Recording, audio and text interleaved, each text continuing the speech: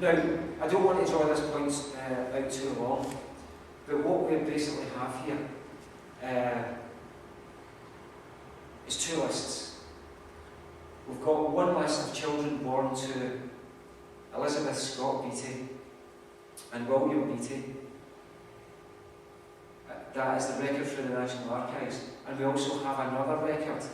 And this record has been attained through the National Records of Scotland. And this record is all the children. So it is a list of inhabitants in St. Cyrus born into this household, that lived at this household. And that list was James, George, Mary, Catherine and David. That was the people that were in, the children that were in the house at the time, along with their parents.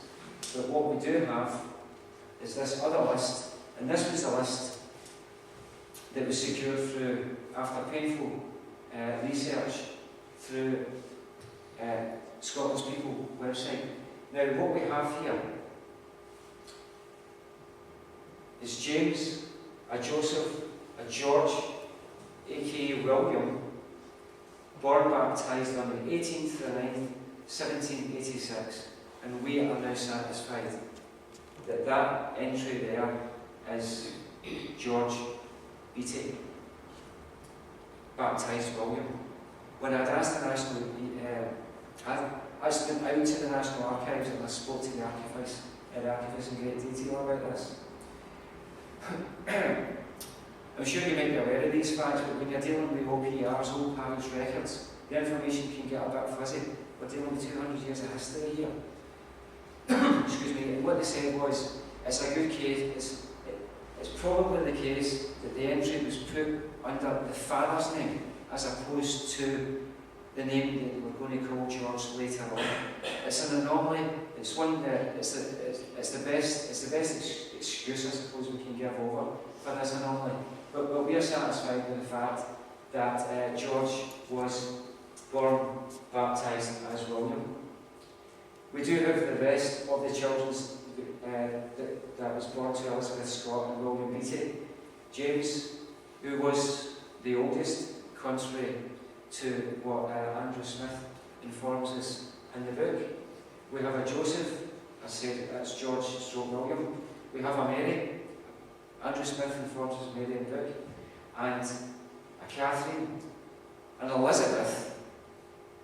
Again, this was, so we've basically got two other names added to the list of inhabitants in 1798, and a David. But of course there's a David in the book as well.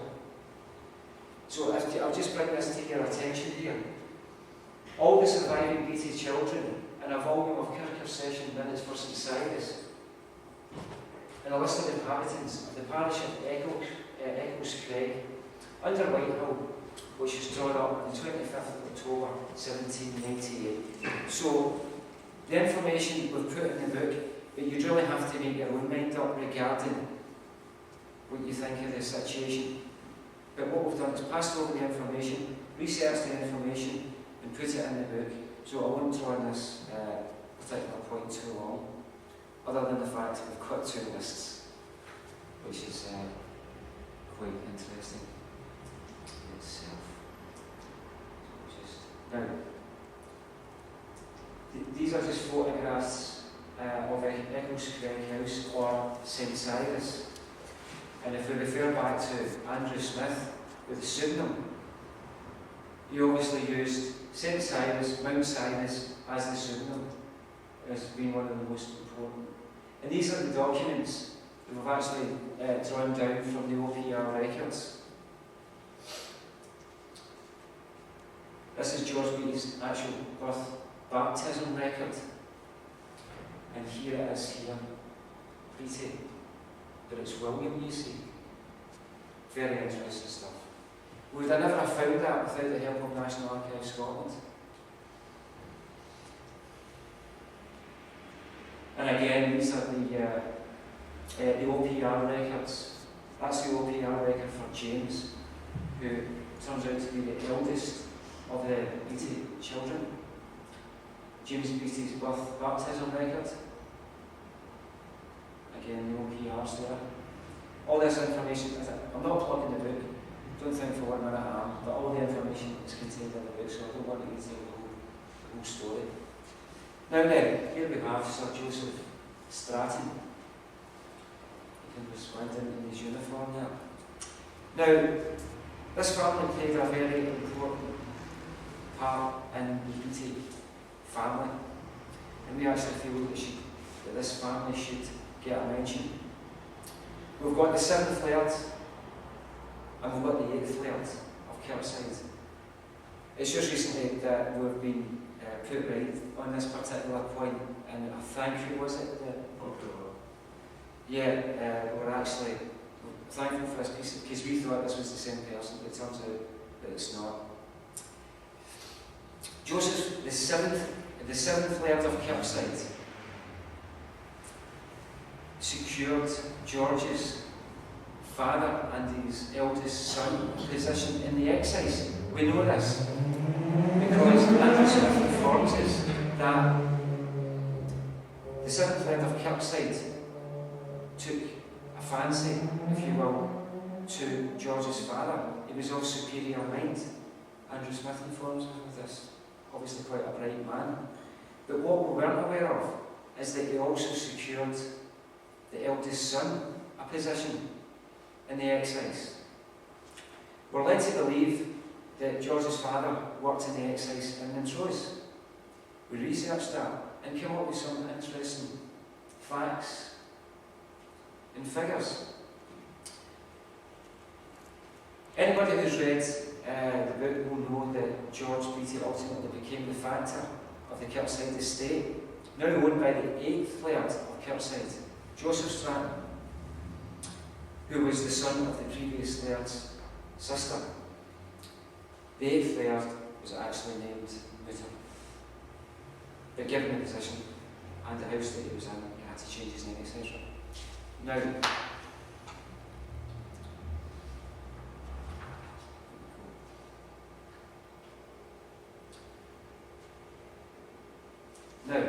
Montrose, circa 1800. Now, Andrew Smith informs us that the family moved to the town at this time, around about this time. We don't have a specific date. But we know that the father and the eldest son, James, moved away. We now know that. And the reason why we know that, because there's a file held at the National Archives in Scotland. File RH612, and it's on a microfilm. And contained in this microfilm is also information on Robert Burns, which is interesting, the fact. Interesting quote, but not the quote that I'm researching. And when I looked at this file, it soon became apparent that his father and the William and the son James went to work not in Montrose, but in 1798. So they must have left St Silas soon after the list of inhabitants was drawn up and secured a job in the excise, and they worked at the following. Again, this is new information. The two of them worked in Arbroath first. They worked in the excise, the malt, in 1798 to 1800. Then they moved to Usan. I wonder if I'm pronouncing that right, but it was Usan Salt, 1800 to 1802. Then they moved on to Montrose, eventually, 1802, and they stayed in Montrose for 8 years. This file informs us of this. It's on microfilm. It's very difficult to read, and to extrapolate the actual information is hard. But we do get the information, which more or less it doesn't contradict, but it puts the book into a different light. Montrose, stayed in Montrose for 8 years, and when I was speaking to archivists about this particular thing, they said that is unusual, because excise workers didn't normally work in their hometown. Made sense. Conflict of interest. That raised a couple of questions with the archivists. Then they eventually, when I say they, the father and the eldest son James moved on to Perth, a place called Worthington, which was a linen cotton manufacturing centre, which was open to exercise and duty. So again, this is all new information that we feel we've actually brought to the public's attention. Now here we have George Beattie's law offices in the High Street. I'm sure everybody in this room is more than well acquainted with that High Street out there, so I'm not going to go into too much detail. Other than to say that these were George's offices. Again, I believe it's just down the road there. And a dwelling adjacent to, in the same building, I beg your pardon. But interestingly, I've actually looked through the Sassine minute books on Montrose, which aren't indexed. The volumes are huge. They're held out at the National Archives. And the Sassine books is just a transfer of property. So we're really looking to see in the first instance where George actually lived and his family lived once they moved from St Cyrus. That is work in progress, actually, that one. But interestingly though, we also believe that George had a private dwelling in the shape of a townhouse in New White, which is just round the corner from these law offices. So we just thought to bring that to your attention, but I'm sure that most people in the room are more than aware of this information, so I don't have to draw on this too much. Again, these are photographs taken by Barry on the law offices. Now, here we go. I don't know where Barry got this photograph from. And to this day, he can't make out either. The John O'Arna is in itself a tale to which are added the Me Minstrel and other poems. I'd just like to say for the notes that isn't really the book I wrote. Is it the next one, is it? By magic. As if by magic he's changed it. Thank you. I appreciate that. John O'Arna. Right. Again, I'm not going to tell you who John O'Arna is. He was John Finlay. Okay, he was a local. It was a town clerk. That's the one I was looking for, yeah. Right. So what we've got here is, on this particular, that is Kessinger reprint, incidentally, folks. That's that book there. That's a reprint from this book. And I was speaking to Sandy there on this issue there just recently, just before I started the presentation. In this Kessinger reprint, which is, they say in this book, due to the very old age and scarcity of this book, many of the pages are hard to read due to the blurring of the original text, possible missing pages, missing text, dark backgrounds and other issues beyond our control. Yes, they've taken a copy of this book, in the first instance, but it's not the complete copy. The complete copy is with the photographs inside, with the tissue paper on it, all done very professionally. It's a beautiful publication, and in here is a John O'Arna tale and other poems. So we've got the original book here. Now this book here gives us a good insight. I don't know if there's many people actually got a copy of this. I believe Sandy has. But it's a very interesting book. I found it intriguing. And contained in this book, there's an open letter George writes, because we don't have a lot of handwritten notes from George, so we don't know how he thinks sometimes, and that's what I really find quite intriguing. This actual book gives us a good insight into George's thinking. He makes no secret of the fact that Tam O'Shanter was the model for his most famous poem. That's correct. John O'Arna is loosely based on Burns's Tam O'Shanter. George actually says, quote, "It will be pretty evident that in writing this tale that Tam O'Shanter was kept in view." Now, contained in this book, contained is a long, if not controversial, note. Now, this note mainly lambasts the poet laureate of the day, who was a Mr. Southey and the Lakeland poets, Wordsworth and Coleridge. This certainly raised an eyebrow with me in the first instance.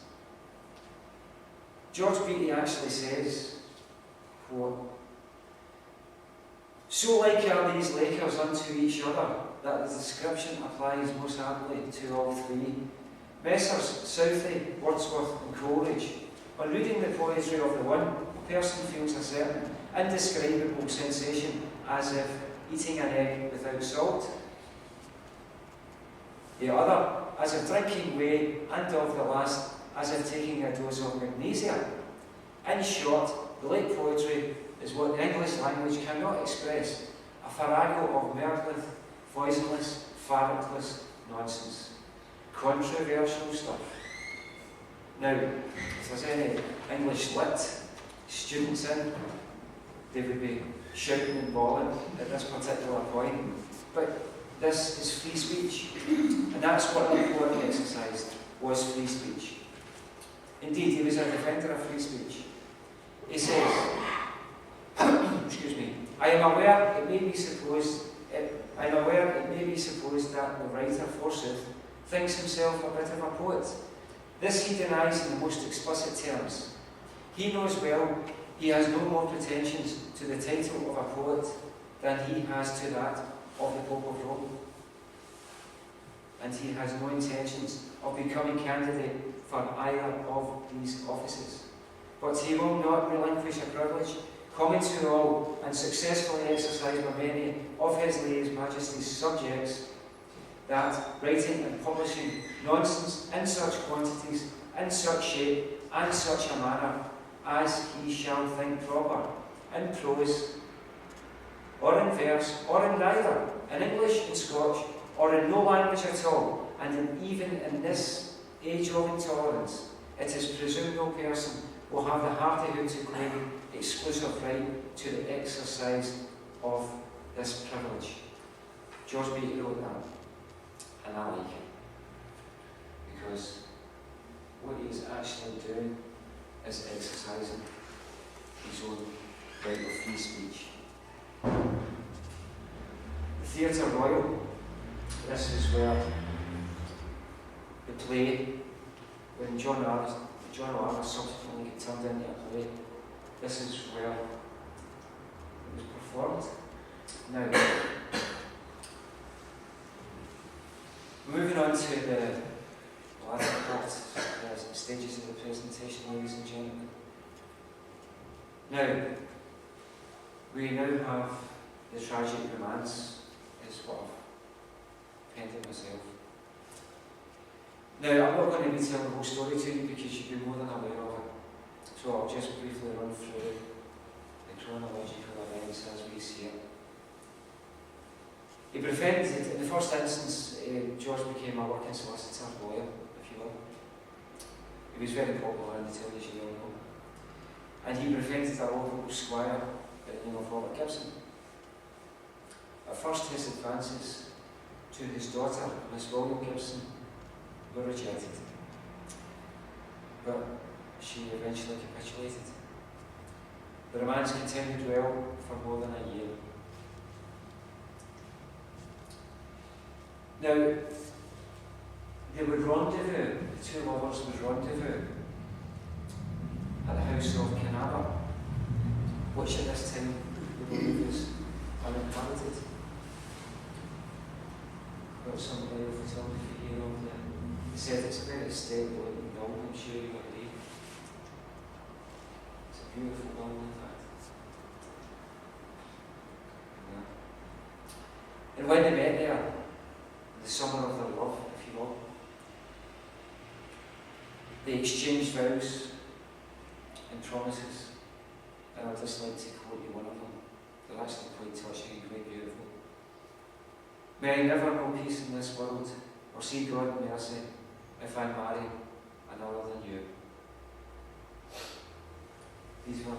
This was an example of the vows that were exchanged between the two lovers. But as we know, there was a game changer. The influence of money was involved, and unfortunately, the engagement was called off. So again, I'm not going to go over the full story because I'm sure that everybody in the room is aware of the book, so I don't want to stand here boring you and reading the whole book out to you. So, thank you for your understanding in that. Now, we move on to the statement of facts. Again, it's a very, very long document, so I'm certainly not going to read them out. Barry actually typed the whole thing out. It took him weeks. I'm surprised he's still saying after it. You know? Now, the document, as you're no doubt aware, was written in order to justify his actions and clear his name. It came in 4 separate parts. The main body, which was the statement of facts, then the supplement to the statement of facts, in additions to the supplement, and the last.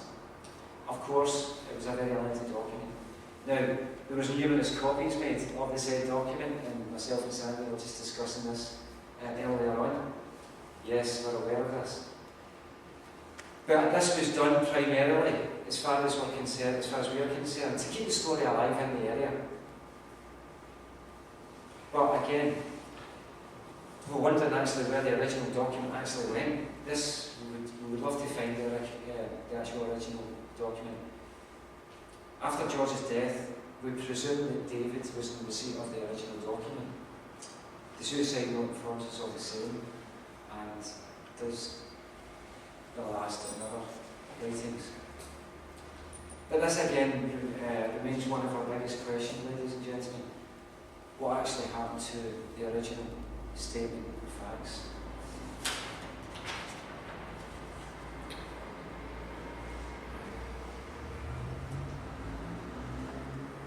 Here we are now, the Old Nether Kirkyard in St Silas. As we know, this is George's final resting place. I'm going to give you a quick rundown on the chronological order that just puts the record straight from our standpoint. And again, we can have a question and answer session after this presentation, and if you get any questions you want to ask, that can be an opportunity. Now, he left the house on Tuesday the 29th, 1823, as no doubt you're all aware of. He said his farewells to his sister Catherine. Now, he took his life sometime on that day. The actual time, we don't know. Don't really know if it's relevant, actually, to be honest with you. Now, what we've actually done here is we've superimposed a picture. Barry's very skillfully superimposed a picture done in the period, if you will, with the top part. And this was the actual spot that we feel George took his own life. And then you see the silhouette of the exact position. Of course, that's George's grave there in front of him. So that's a very interesting clip. That was done by Barry. That's excellent. Now, this here, this is an interesting thing, because if you look at the exact spot in the grave where George took his own life, you will find a stone. This stone. And in that stone, there's an indentation. And in that indentation is red, if you will, red stone, as if it's blood that hasn't dissipated over the passage of time. We can't confirm this, but all we are bringing to the public's attention is that stone is actually there. And if you were actually to take a period musket ball from that time, surprisingly fits perfectly into the aperture which is in the stone. So it's a very interesting piece of rock, that, if you will. Now, the first person, he actually took his own life on the east-facing wall. The first person to see George dead was a herd boy, William Reith. William thought at first it was the Reverend Keith, who was a reverend at the time, having a nap. It must have been Reverend Keith's want at the time to lay down in the graveyard and maybe take an hour out. William returned at approximately 2 p.m. I remember this is the following day. This is now the 30th. He returned at approximately 2 p.m. in the afternoon, and he actually realised then what he was actually seeing. He was actually seeing a dead body with a slight amount of blood and the gun at the side. Now, William ran off to inform his father, but in the meantime, a group of salmon fishers came across the body. And first on the scene was a William Balfour.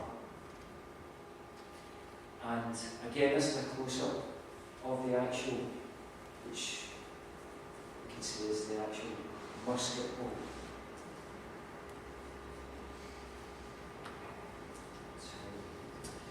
And beside George, of course, was the actual suicide note, which contained in that note his words justifying his actions. Again, here we have, I'm sure you're more aware of this. This is the headstone. Interesting to know about the headstone, which I mentioned earlier. There's no actual birth date of George, which you normally find in those headstones. And interestingly, there's another omission. There's no mention of the family on the headstone. These are the questions that we pose to ourselves. Why is that? One more interesting point about the actual inscription. I can never James Burness. I can never remember his name because I haven't made a note of it. When you do a public presentation, make sure you've got your notes. James Burness could be a first cousin of Robert Burns. I've done some research on this particular issue, which I find intriguing. If it is the case, although I'm not proof positive on this yet, there was a James Burness of Montrose, and he was the first cousin of Robert Burns. There's letters passed between a James Burness and Robert Burns. Now, the reason why this is my own personal thinking on this, we have a first cousin of one of the most prominent poets in Scotland writing an inscription to one of the most prominent poets in Montrose at that time. Again, that is work in progress, and before I'd actually say that that's a fact, I need to do more research on it. So it's just interesting, a couple of points on the actual. This is a first-hand account, Mr. William Balfour. These were the fishers and the discovery of George Beattie's body. That is a newspaper clipping written to the Dundee Courier by Mr. George Duthie of Dundee in 1882, as you can see there. Now here we have Castlestead, and I believe I'm facing it. It's just right across the road there. Again, I'm sure everybody in the room is more than aware of the historical significance of that particular building. Of course, it could be regarded as one of the most historic dwellings in Montrose. This is where the now Mr. and Mrs. Smart lived for 17 years after George's death, across the wood. It was previously owned by Sir David Wood, Chancellor to King James V, and James Graham, the first Marquess of Montrose, was born there. And the building is now used as a job centre, of course. And again, I believe that this chap here is a relative of Barry Graham, you're led to believe. Very interesting, that. Barry took some time out to take some photographs of the interior of Castlestead. I'm sure it is. It's a very grand building. It's very beautiful inside. Now this is us fittingly coming to the end of the presentation. We thought we would add this in, just to tie up the story. Here we find the Smart family plot. And you have on the centre plinth is William Smart and another relation. And to the right hand of the plot is his wife, William Smart, Nee Gibson. But it's interesting to note that William's mother is buried here also, given to the fact that she was no relation to him. So these were just again questions that an interesting facts that now then, ladies and gentlemen, I'm going to finish off there. I feel as if I've bored you long enough. We'll just run through the final clips. And that's us. So what we're going to do now is, ladies and gentlemen, I would like to thank you for your attention, and I'd like to thank you again for turning out today for this presentation. It has been a labour of love, I have to say. It's taken up a lot of our time and money as well, but that's disregarded, we feel, because it's such an important issue to address. We feel that George Beattie's memory has to be resurrected, and hopefully sometime, someday, we can get some sort of monument in the shape we don't know yet, placed in Montrose somewhere. We feel that George Beattie is too an important figure in Montrose's history to do anything otherwise. So thanks very much for your kind attention. If you want to ask any questions, I'm sure you do. There's tea and coffee, water available just at the back there, in the toilets, just out the door there, just to the left hand side. So thank you, ladies and gentlemen, once again. Thank you.